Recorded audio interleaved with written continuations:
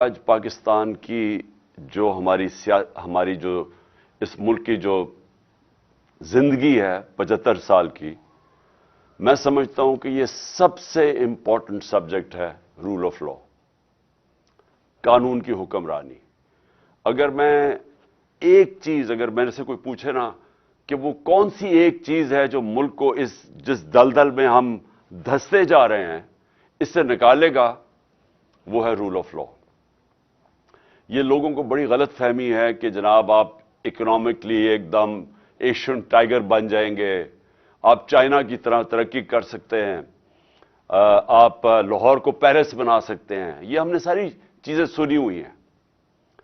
اس سب کے پیچھے جب تک ایک ملک کے اندر انصاف نہیں ہے، رول آف لا نہیں ہے، کوئی بھی ملک، میں نے آج تک دنیا میں 70 سال کی اپنی زندگی میں کسی ملک کو خوشحال نہیں ہوتے دیکھا جس میں رول آف لا نہیں ہے۔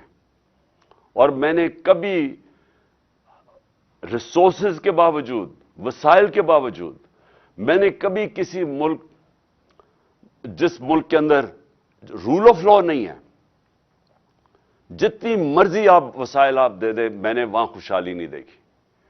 تو پاکستان، اگر آج ہم ذرا دیکھنا چاہتے ہیں ہم کدھر کھڑے ہیں، جتنا پاکستان میں رول آف لا کی دھجیاں پچھلے 8 مہینے میں اڑائی گئی ہیں، یہ میں نہیں سمجھتا کہ پاکستان کی تاریخ میں ایسا ہوا ہے۔ اور ان 7 مہینے میں جتنی تیزی سے پاکستان تیزی سے نیچے جا رہا ہے، یعنی ہماری جو معیشت ہے، کبھی پاکستان کی معیشت کو یہ چیلنج نہیں ہے جو آج وہ فیس کر رہی ہے۔ ہمارے ملک، جو چھوڑیں کہ پاکستان کے لوگ کیا کہہ رہے ہیں، پاکستان کے لوگ، جو بزنس کمیونٹی وہ کیا کہہ رہی ہے، کسان کیا کہہ رہا ہے، بزنسز، مزدور، کوئی بھی طبقہ لے لیں وہ آج کیا کہہ رہا ہے، وہ سب آج خوف زدہ ہیں۔ یہ ہمارے لیے سب سے تشویشناک جو فگر ہے کہ 7.5 لاکھ پاکستانی ملک چھوڑ کے چلے گئے ہیں پچھلے 7-8 مہینے میں۔ اور یہ پچھلے سالوں کے مقابلے میں یہ ایک کچھ 7 گنا زیادہ بڑی فگر ہے کہ پہلے کتنے لوگ جاتے تھے اور اب کتنے جا رہے ہیں۔ یعنی ملک میں لوگ مایوس ہو چکے ہیں، ہوپ چلا گیا ہے، یہ جو 7 مہینے میں پاکستان سے ہوا ہے۔ اور کیا ہوا ہے؟ جنگل کا قانون ہوا ہے پاکستان میں۔ اور میں، کیونکہ ریسپیکٹڈ لائرز بیٹھے ہوئے میرے سامنے، میں آپ سب کے لیے یہ کہنا چاہتا ہوں کہ یہ آپ کی سب سے بڑی ذمہ داری ہے آج، کیونکہ رول آف لا کو اپ ہولڈ کرتا ہے پاکستان کی لیگل کمیونٹی، جوڈیشری اور وکیل۔ صرف آپ ایک چیز دیکھ لیں کہ جس طرح وہ لوگ جن کے اوپر پرانے کیسز کرپشن کے بنے ہوئے تھے، ہمارے دور کے نہیں بنے ہوئے تھے کیسز، ہمارے دور میں تو صرف ایک ٹی ٹی کیس تھا شہباز شریف کے اوپر، اور ایک ایف آئی اے میں جو اس نے نوکروں کے نام پہ ان کو اور ان کے بچوں نے 16 ارب روپے کے نوکروں کے نام پہ پیسے لیے تھے اور وہ پھر ہضم کر لیے تھے۔ اور وہ جو ٹی ٹی کا کیس ہے کہ جدھر یہ پیسے جمع کرتے تھے اور ماڈل ٹاؤن سے پھر پولیس اسکورٹ میں وہ گاڑی کو وہ حوالہ ہنڈی پہنچایا جاتا تھا، ادھر سے پیسے باہر بھیج دیے جاتے تھے، اور جب باہر سے منگواتے تھے تو یہ وہ لوگ، کبھی چینی والا تو کوئی پاپڑ والا، اور اس طرح کے لوگوں کے نام پہ پیسے واپس لے کے آئے، اور وہ جب ضرورت پڑے باقی پیسہ باہر رکھتے تھے۔ وہی آصف زرداری کا جو فیک بینک اکاؤنٹس کا کیس ہے، ایگزیکٹلی وہ دونوں وہ ایک ہی ہے۔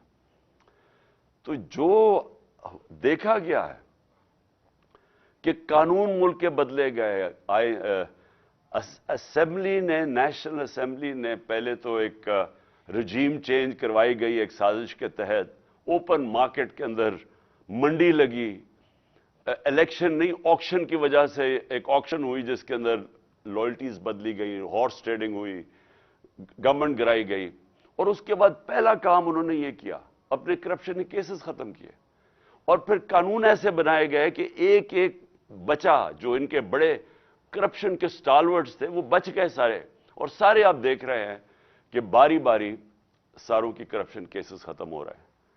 तो ये तो किसी दुनिया के मुल्क में मैंने ऐसा नहीं देखा। ये तो मैं शायद बनाना रिपब्लिक्स में भी ऐसा ना होता हो।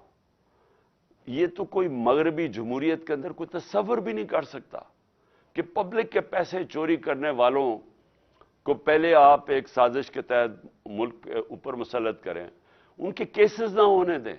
ये भी मैं कहूँ, हमारे दौर में मैं पूरी कोशिश करता रहा, मैंने पूरी कोशिश की कि इनके पूरे केसेस मैच्योर थे।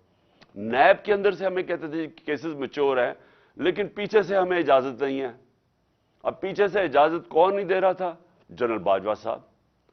जनरल बाजवा पीछे बैठे हुए थे, वो फैसला करते थे कि कौन सी नैब ने किसके ऊपर कब कितना दबाना है, फिर कब छोड़ देना है, कब अंदर उसको डालना है। शहबाज शरीफ का ओपन एंड शट केसेस थे, उसका केस ही नहीं लगता था। हम बिल्कुल बेबस थे, प्राइम मिनिस्टर बेबस बैठा था। और ये क्या शो करता है कि यहां मुल्क के अंदर जो कानून की हुक्मरानी है वो नहीं है, ताकत की हुक्मरानी है।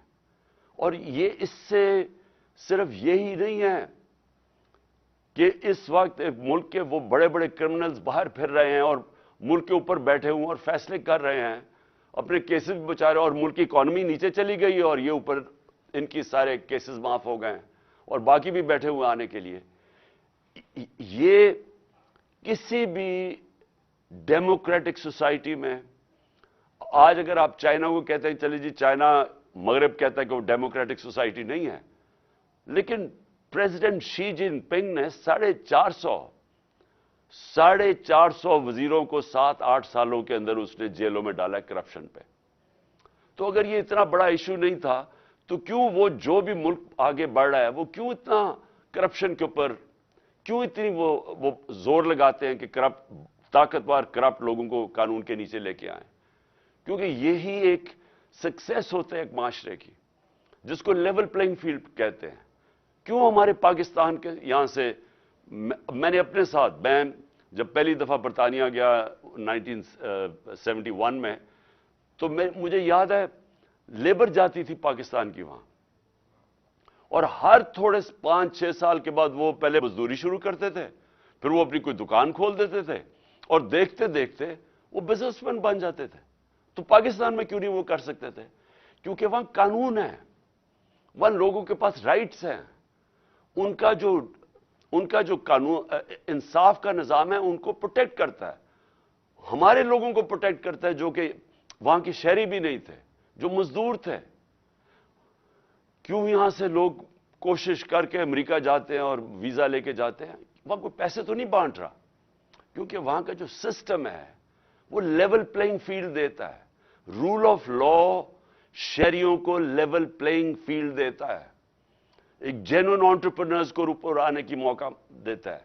वहां खुशहाली इसलिए होती है, जो भी मुल्क खुशहाल होता है उसके अंदर मौका मिलता है लोगों को पैसा बनाने के लिए, मेहनतकश को रिवॉर्ड मिलता है, उसको पैसा, उसकी मेहनत का उसको फल मिलता है।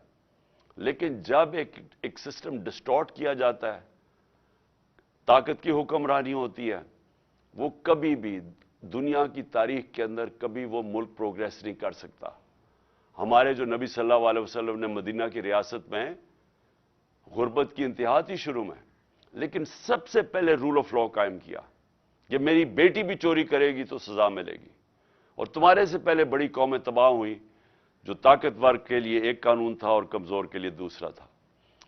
तो मुझे आज अपनी लीगल कम्युनिटी से अपील करनी है, मैं आपसे ये अपील करता हूं अपने मुल्क की खातिर कि देखिए, आपको अपनी जिम्मेदारी पूरी तरह निभानी पड़ेगी। ये जो पाकिस्तान में हो रहा है, ये जंगल का कानून, ये वो बन गया पाकिस्तान में जंगल का कानून, और आपके सामने हो रहा है कि सारा चोर ऊपर आके बैठ गए हैं। और जो लोग कैंपेन कर रहे थे, यानी मेरी तरह के आदमी जिसने अपनी जिंदगी के 26 साल सिर्फ इंसाफ की तहरीक में लगाए, कि कहता 26 साल से कह रहा था कि अदलिया को आजाद होना चाहिए, जेल में गया उसके लिए। 26 साल से मैं कहता गया कि यहां रूल ऑफ लॉ होना चाहिए। ये जो लोग चोरी करके अपने आप को कानून के ऊपर बैठा देते हैं, या वो کہ جو کوئی ادارہ اپنے آپ کو قانون کے اوپر سمجھتا ہے، یہ کبھی بھی ملک ترقی نہیں کر سکتا۔ اور یہ میں نے پوری میری یہ 26 سال کی یہ میری جدوجہد تھی، اور 3.5 سال جب میں گورنمنٹ میں بیٹھا تھا تب بھی میں اس کے اوپر پورا جدوجہد کرتا گیا۔ جب میں کہتا گیا کہ میں این آر او نہیں دوں گا، این آر او کا مطلب کیا ہے؟ این آر او دینے کا مطلب یہ ہے کہ آپ وہ لوگ جنہوں نے پبلک کا پیسہ چوری کیا ہے، آپ اپنی کرسی بچانے کے لیے، کیونکہ وہ آپ کو بلیک میل کر رہے ہیں، آپ ان کو معافی دے دیں، جو جنرل مشرف نے کیا تھا اور اس بار جنرل باجوہ نے کیا۔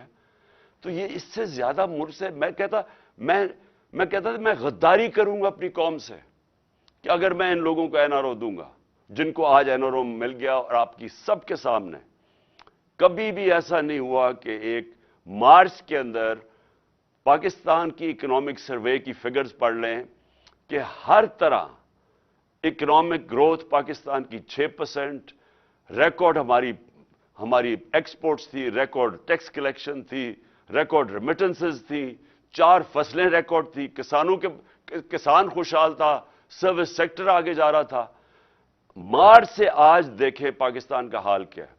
اور یہ جو 7.5 لاکھ لوگ ملک چھوڑ کے جا رہے ہیں، ہمارا نوجوان ڈائنامک ہمارا سیکٹر، یہ سوچیں کہ کتنی مایوسی آج پاکستان میں ہے کہ جو اس ملک کے ساتھ ہوا 7 مہینے کے اندر۔ تو میں اس لیے آخر میں پھر سے آپ کو اپیل کرتا ہوں کہ آپ کے اوپر بہت بڑی ذمہ داری ہے۔ یہ جو آنے والے دن ہیں، اس ملک کو آپ کی ضرورت ہے۔ آپ کو ہر طرح کا پریشر ڈالنا چاہیے کہ there are no holy cows. یہ جو اپنے آپ کو قانون کے اوپر لوگ بٹھا دیتے ہیں اور وہ سامنے ہمارے ملک کے اندر مذاق ہوتا ہے۔ یہ جو الیکشن کمیشن کر رہی ہے، اتنا بلیٹنٹلی ایک باعث کر رہی ہے سب کے سامنے۔ 8 دفعہ انہوں نے ہماری پارٹی کے خلاف فیصلے دیے ہیں، 8 دفعہ ہم عدالت گئے اور 8 دفعہ عدالت نے اوور ٹرن کیے فیصلے کیونکہ ہمارے خلاف دیے ہیں۔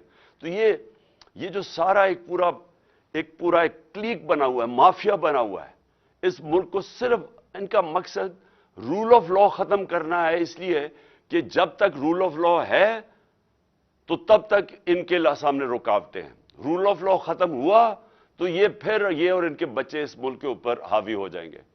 اور یہ آپ کے اوپر ذمہ داری ہے۔ میں انشاءاللہ، میری تو کمٹمنٹ ہے، جب تک میں زندہ ہوں میں ان کا مقابلہ کروں گا اور رول آف لا کے لیے لڑوں گا۔